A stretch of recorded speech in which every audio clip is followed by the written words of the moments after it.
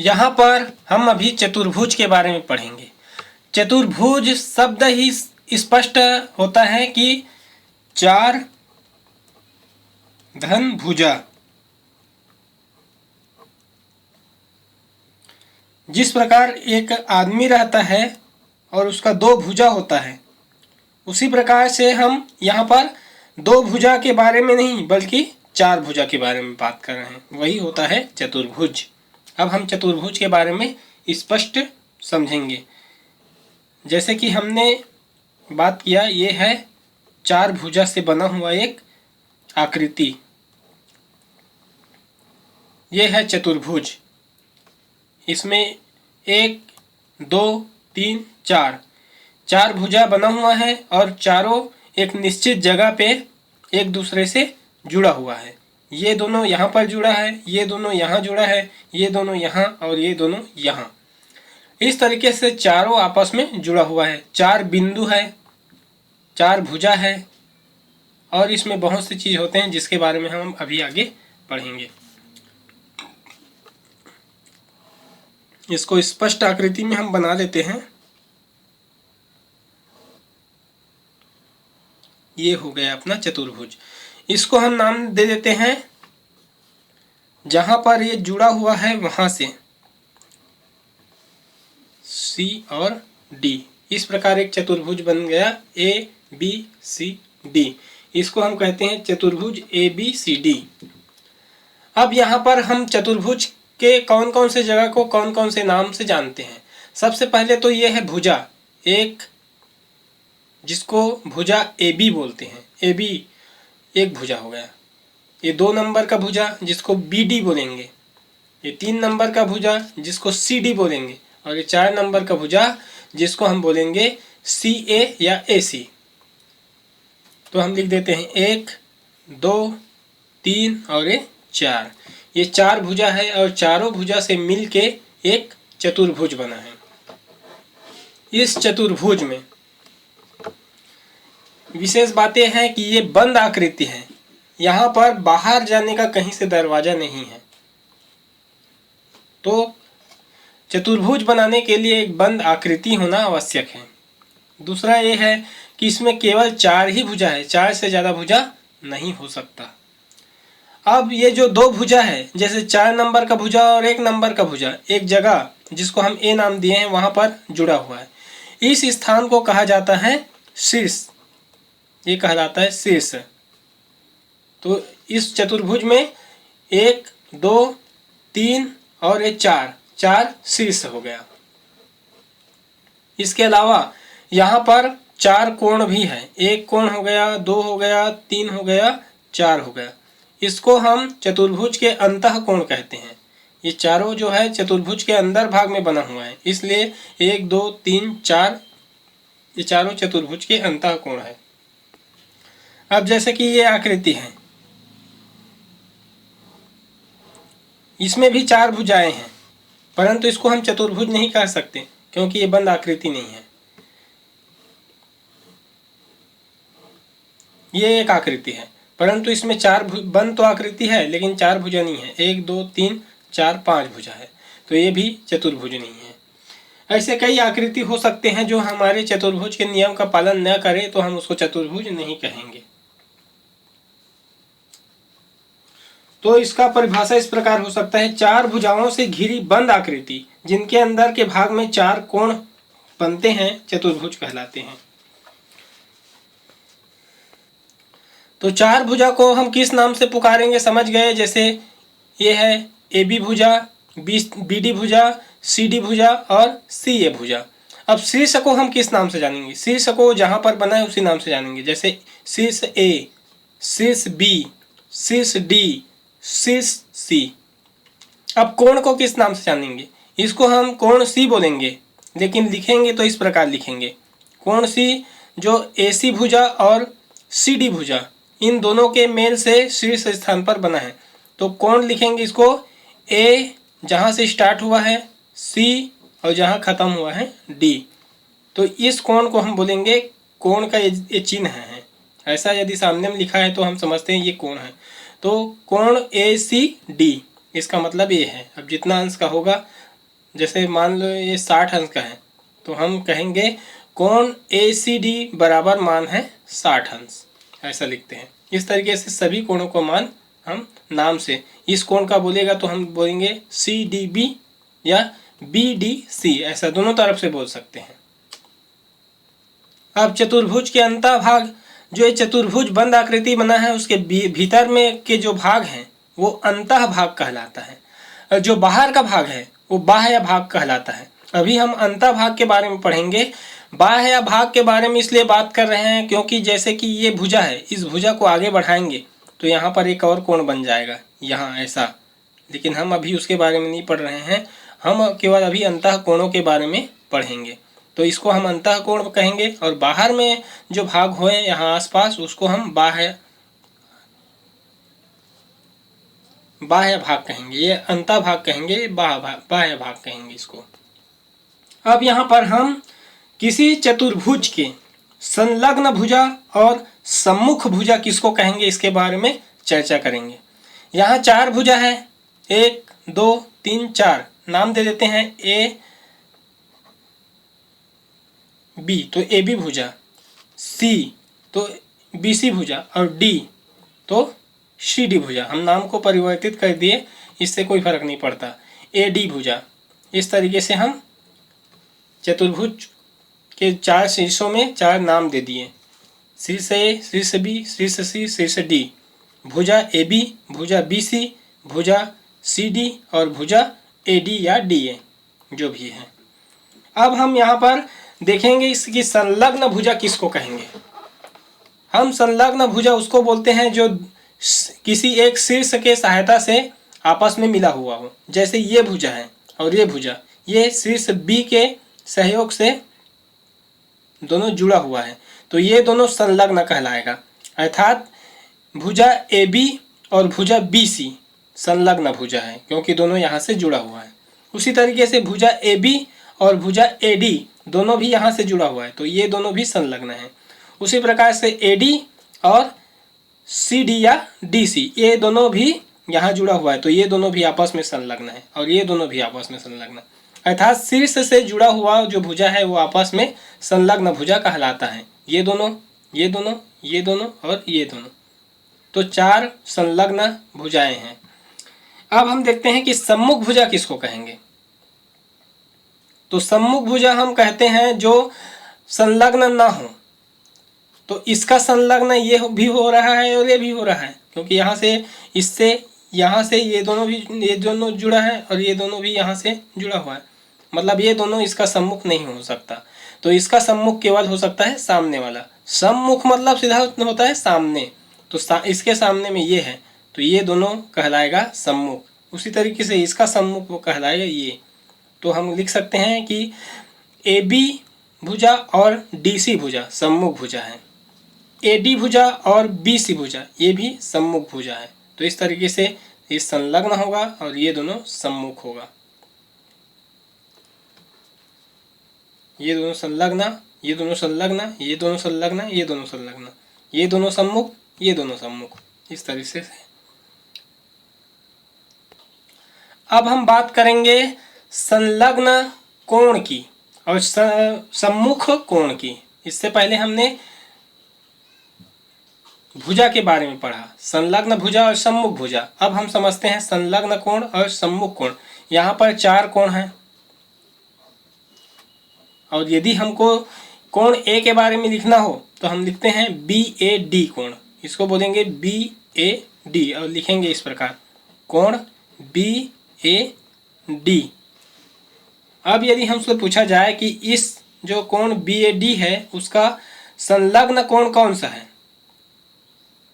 तो इसका संलग्न कोण 2 है। एक तो ये है और एक ये है, ये दोनों भी संलग्न कोण होगा, ये दोनों भी। क्यों?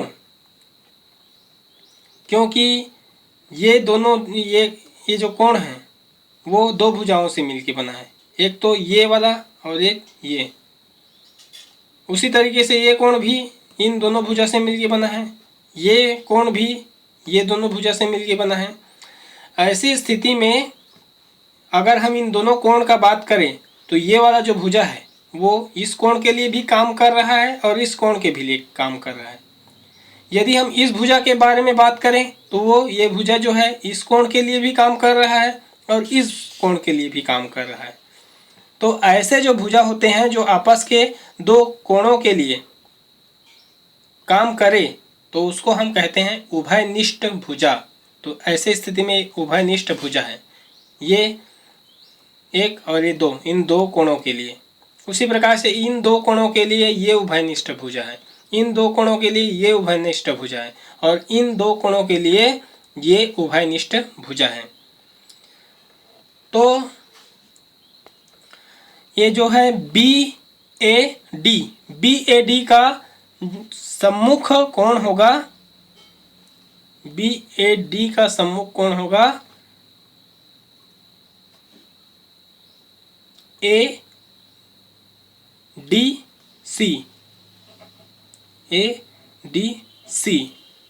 ADC का मतलब ये वाला कोण, ये होगा इसके सम्मुख कोण।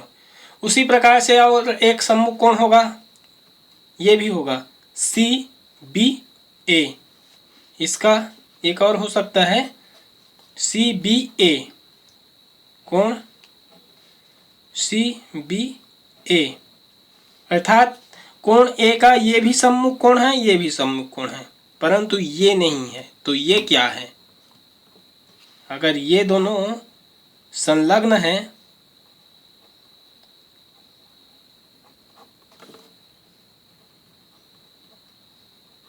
संलग्न है, सम्मुख नहीं है, ये दोनों संलग्न हैं, तो ये क्या है? तो यही कहलाएगा इसका सम्मुख। ये दोनों संलग्न, ए का ये दोनों संलग्न और ए का ये सी जो है वो सम्मुख कोण कहलाएगा। अब हम यहाँ पर पढ़ेंगे कि एक जो चतुर्भुज है, ये चतुर्भुज है, नाम दे देते हैं ये BC और D। इसका विकर्ण हम किसको कहेंगे? और चारों भुजाओं, चारों कोणों का योग कितना होगा? ये और ये चारों को कोण का मान यदि जोड़ेंगे तो कितना आना चाहिए? उससे पहले हम जो समझते हैं कि विकर्ण कौन सा है। यदि हम A से D तक एक रेखा खींचे इस तरीके से, जो इस चतुर्भुज को दो भागों में बांट दे, अर्थात दो त्रिभुजों के रूप में बांट दे, क्योंकि ये भी त्रिभुज हो गया, ये भी त्रिभुज हो गया, तो दो त्रिभुज के रूप में बांट दे, उसको हम कहते हैं विकर्ण। इसको हम C से B तक भी खींच सकते हैं, ये है विकर्ण AD। अब हम जानते हैं कि त्रिभुज के तीनों कोणों का योग होता है 180 अंश। मतलब इस त्रिभुज ADB इसका मान होगा 180 अंश। उसी तरीके से ये भी एक त्रिभुज है, तो ADC या ACD, इस त्रिभुज का मान भी तीनों मिला के होगा 180 अंश। तो दो त्रिभुज को यदि हम जोड़ देंगे तो मान इसका निकल जाएगा 180 धन 180, शून्य और शून्य शून्य हुआ, 8 8 16 का 6, हाथ में 1 1 1 2 और 1 3, मान निकल गया 360। अर्थात इसको यदि हम हटा देंगे तो ये चतुर्भुज के 1 2 3 4 5 6, अर्थात हम काटे थे तो 6 भागों में था, और इसको हटा देंगे तो 4 भाग हो जाएगा, 1 2 3 4। अर्थात चतुर्भुज के चारों कोणों का मान होता है 360 अंश। अब यहाँ पर हम कुछ सवाल देखते हैं कि चतुर्भुज के जो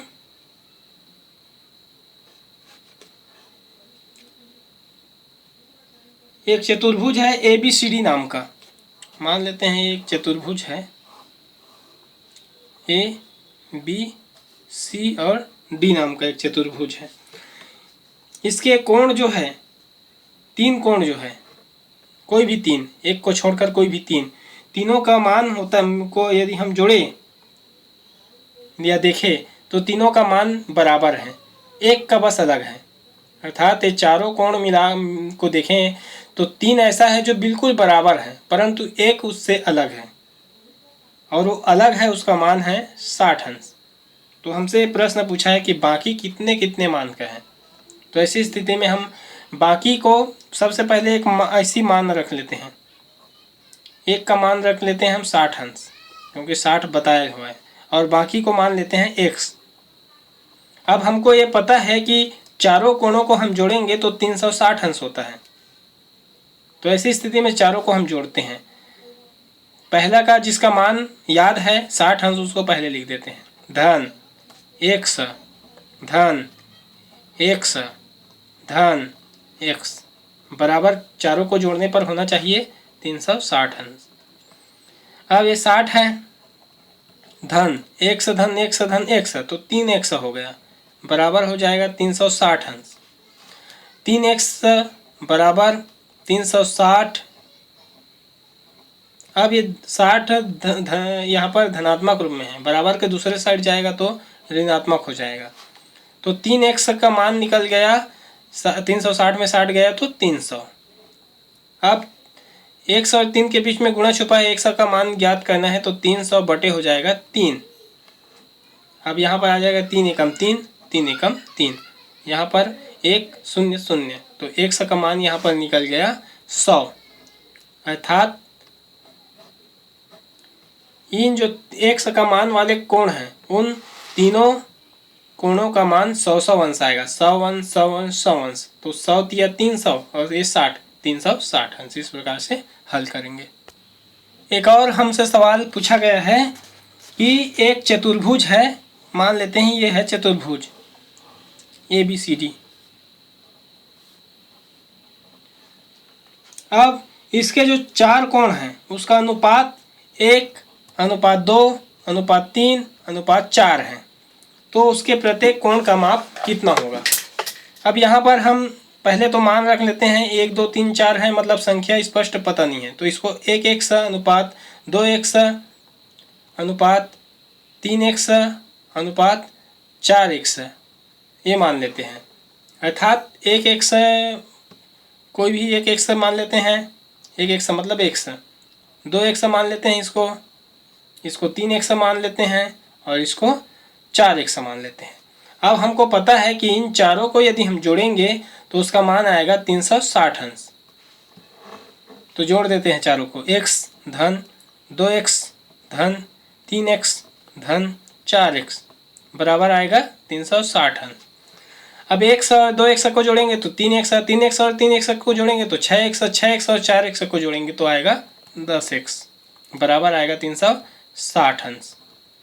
अब 1 और 10 के बीच में गुणा छुपा है, 1 का मान हमको निकालना है, तो 360 बटे करेंगे 10। अब इसको कटा देते हैं, 0 0 कट गया, 1 से भाग देंगे तो उतना ही आएगा, अर्थात 1 बराबर आ गया 36 अंश। तो 1 का मान यदि 36 है तो 1 का मान 36, तो इसका मान हो जाएगा 36 अंश। ये 2x है तो 36 दूनी हो जाएगा यहाँ पर 72, अर्थात 2x मतलब 1 का डबल, तो 36 दूनी 72। ये 3x है तो 3 गुणित 36 गुणित 3 करेंगे, 6 तिया 18 का 8, हाथ में 1, 3 तिया 9 और 1 10, 108 अंश आ जाएगा, ये वाला आएगा 108 अंश। अब ये 4x है तो हम यहाँ पर 36 गुणित 4 करेंगे, 6 चौक 24 का 4, हाथ में 2, 4 तिया 12 2 14, यहाँ पर आ गया 144 अंश।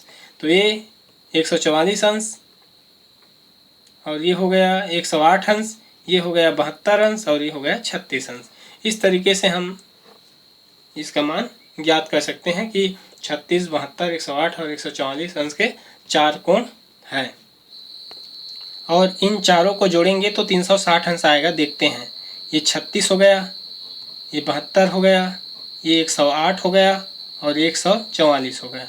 देखते हैं जोड़ के, 6 2 8, 8 8 16, 16 4 20, 20 का 0, हाथ में 2, 2 3 5, 5 7 12, 12 4 16, 16 का 6, हाथ में 1, 1 2 3, 360 अंश आ गया। इस प्रकार से इस तरीके से हल किया जाता है।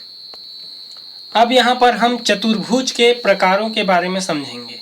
जैसे हमारे पास एक चतुर्भुज है, ये है,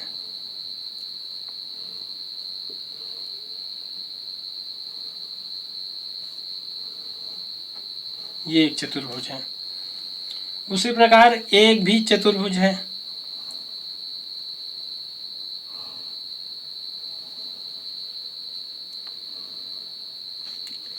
उसी प्रकार से ये भी एक चतुर्भुज है।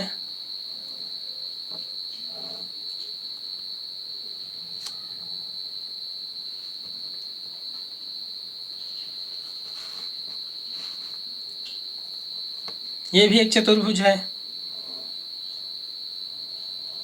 सीधा है।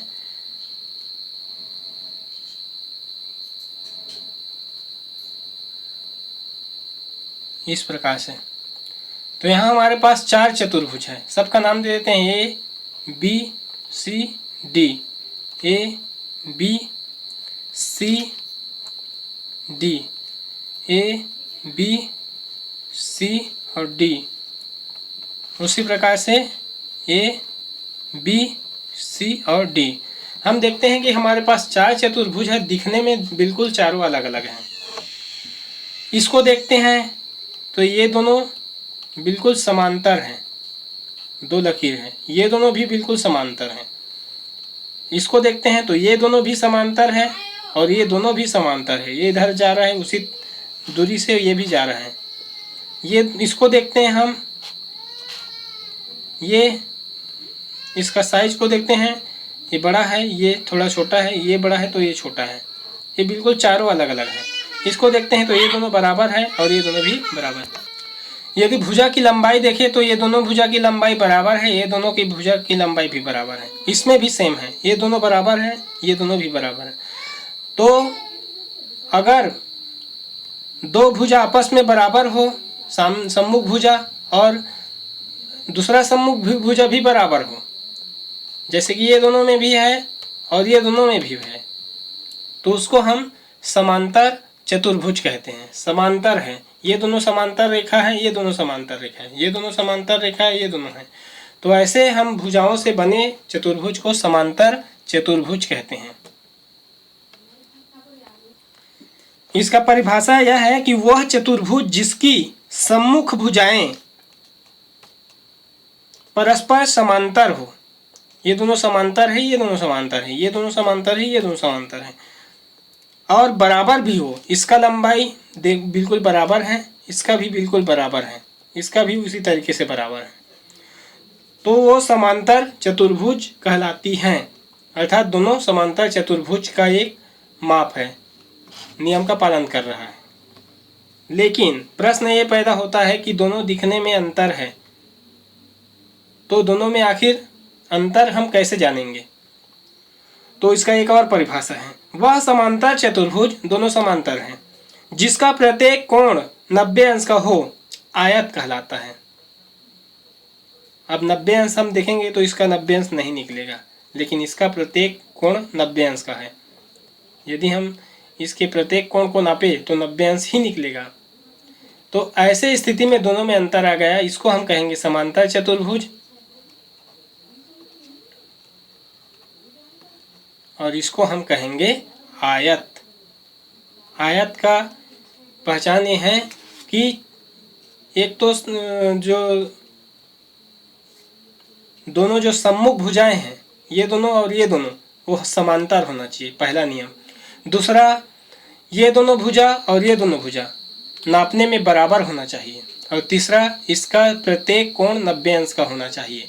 तो ये 3 नियम का पालन करता है, और ये 2, इसमें समांतर होना चाहिए और नाप जो है, लंबाई जो है, दोनों का बराबर होना चाहिए। तो ये 2 नियम का पालन करेगा तो समांतर चतुर्भुज, 3 नियम का पालन करेगा तो आयत।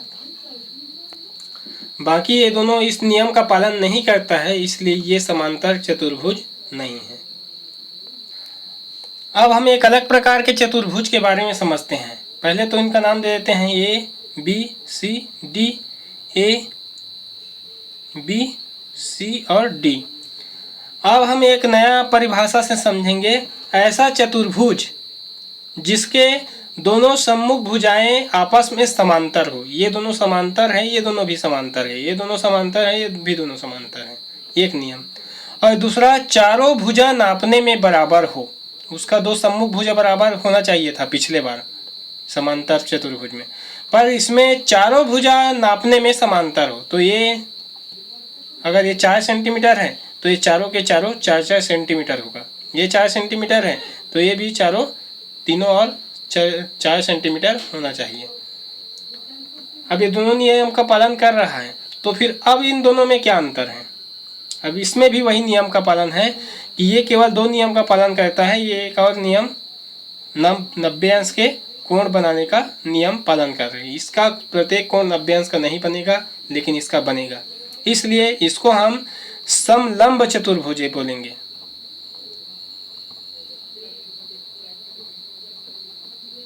और इसको हम बोलेंगे वर्ग। ये 3 नियम का पालन कर रहा है, ये 2 नियम का पालन कर रहा है। ये एक तो सम्मुख भुजा समांतर है, चारों भुजा नापने में बराबर हैं और प्रत्येक कोण 90 अंश का है। ये 2 ही नियम का पालन कर रहा है। 2 सम्मुख भुजाएं आपस में समांतर हैं और इसके चारों भुजाओं का माप बराबर है, लेकिन इसके प्रत्येक कोण का माप जो है 90 अंश या समकोण नहीं है। ये जो है गलती से लिखा गया था, ये समचतुर्भुज कहलाता है। ये जो है समचतुर्भुज है, समलंब नहीं है। तो आखिर समलंब क्या है? यदि एक चतुर्भुज है इस प्रकार के, ये इसमें हम देखते हैं कि ये दोनों जो है समांतर है, परंतु ये दोनों नहीं है। मतलब ये सम्मुख भुजा समांतर है और ये 2 सम्मुख भुजा समांतर नहीं है। तब ऐसी स्थिति में इसके 2 सम्मुख भुजा जो है समांतर है, 2 नहीं है, तो इसी को हम कहते हैं समलंब चतुर्भुज। उसको हम समचतुर्भुज बोलते हैं। लंब को हटा देते हैं, लंब इसके लिए उपयोग होता है, समलंब चतुर्भुज। अब यदि इसके चारों भुजा यदि नापने में बिल्कुल अलग अलग है इस आकृति का, या और कई आकृति के हो सकते हैं, तो इसको हम कहते हैं विषम बाहु चतुर्भुज। इसके चारों भुजा का लंबाई बिल्कुल अलग अलग होगा। ये है विषम बाहु चतुर्भुज। तो इस प्रकार हमने कई प्रकार के चतुर्भुज के नाप और प्रकारों को समझा। इसमें केवल जो सम्मुख भुजा का एक ही जोड़ा समांतर होता है, दूसरा जोड़ा असमांतर होता है, मतलब समांतर नहीं होता है। समलंब का ये पहचान है, बल्कि समचतुर्भुज में दोनों समांतर होना चाहिए।